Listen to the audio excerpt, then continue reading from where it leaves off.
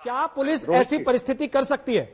एक बड़ा केस आरुषि का हमने पहले देखा जिसमें आरोप लगे, मीडिया ट्रायल हुआ, लेकिन पुलिस के होते होते सीबीआई के पास भी गया, तो अंत में लोगों को यही कहना पड़ा कि पुलिस ने उसकी ऐसी गत बना दी थी कि उसमें कुछ ढूंढा नहीं जा सकता था। रोहित जी, आरुषि के मैटर में सीबीआई ने मैजिस्ट्रेट के सामने रख दिया कि इसमें कोई तथ्य नहीं है, ये केस हम फाइल करना चाहते हैं। मैजिस्ट्रेट ने नहीं सुना, ट्रायल चलाई, उनको सजा हुई, वापस वो छूट गए। तो ये तो बाकायदा सत्य है। बंबई पुलिस ने ये गलती जरूर की, पब्लिक परसेप्शन ऐसा बना कि आप किसी को बचा रहे।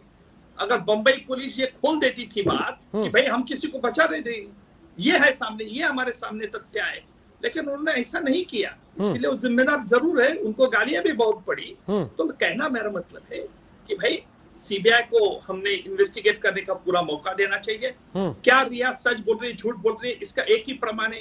रिया कहती है कि सुशांत डिप्रेशन में थे, गोलियां ले रहे थे, और डॉक्टर लोगों से उन्होंने नाम बताया। सीबीआई डॉक्टर से पूछताछ कर सकती थी।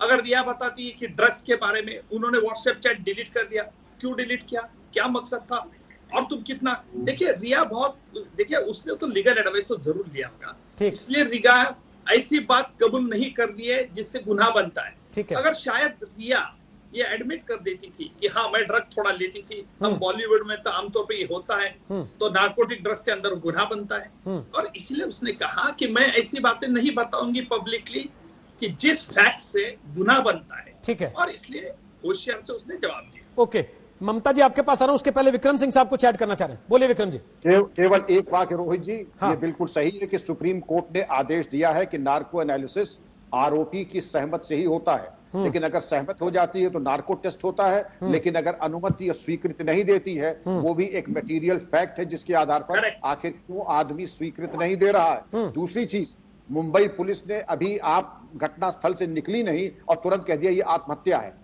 ऐसा मैंने आज तक अंधेर कभी नहीं देखा कि अभी आपने कोई रिपोर्ट देखी नहीं, इंक्वेस्ट हुआ नहीं, पोस्टमार्टम हुआ नहीं, विसरा की रिपोर्ट आई नहीं और आपने कह दिया आत्महत्या। क्या मजबूरी थी कि आपने जनता के सामने एक परिदृश्य वैसा प्रस्तुत कर दिया कि उनकी अवधारणा को बदलने की कोशिश की? ये बहुत ही अनप्रोफेशनल और अनकॉल्ड फॉर रिमार्क था मुंबई पुलिस का। ठीक है, बहुत ही प्रोफेशनल। मैं वापस आपके पास आऊंगा सर। जब आपने कहा परिस्थिति जन्य सबूतों के आधार पर, तो परिस्थिति जन्य सबूत इस मामले में आपको कितने मजबूत लगते हैं वो पूछूंगा। उसके पहले ममता काले बोलिए अपनी बात, फिर रवि जी आ रहा हूं आपके पास, बोलिए ममता काले।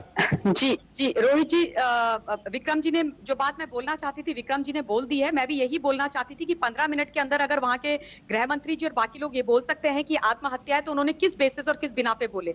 देखिए, किसी हिंदुस्तान के किसी भी नागरिक को मुंबई पुलिस को कटघरे में करने का कोई शौक नहीं है। हम जानते हैं कि मुंबई की वो पुलिस जिससे कभी एक जमाने में माफिया और अंडरवर्ल्ड वाले डरते थे, उनकी एक लेगेसी है। लेकिन प्रश्न ये है कि आज कुछ जो सीनियर कॉप्स हैं या जो कुछ कॉप्स हैं मुंबई के अंदर, उनको ऐसा क्या हो गया है कि उन्होंने उस लेगेसी को ध्वस्त कर दिया है। खाकी और खादी किसको बचा रहे हैं? नार्कोटिक्स का ये कितना बड़ा ये नजारा मंजर जो सामने आया है, उससे अब ये भी समझ में आता है कि देखिए बॉलीवुड के अंदर रोहित जी ये जो ड्रग्स और अंडरवर्ल्ड का पैसा और धोखा और प्यार, ये सारी चीजें चलती हैं और बहुत समय से चलती आई हैं। तो क्या किसी ऐसे को बचाने की कोशिश की जा रही है जिसका बहुत बड़ा नाम है? और अगर ऐसे को बचाने की कोशिश की जा रही है तो फिर ये गलत है, ये खत्म होना चाहिए। क्या इसलिए 67 डेज तक आपने एफआईआर नहीं करी और इतनी लंबी चौड़ी इंक्वायरी करी?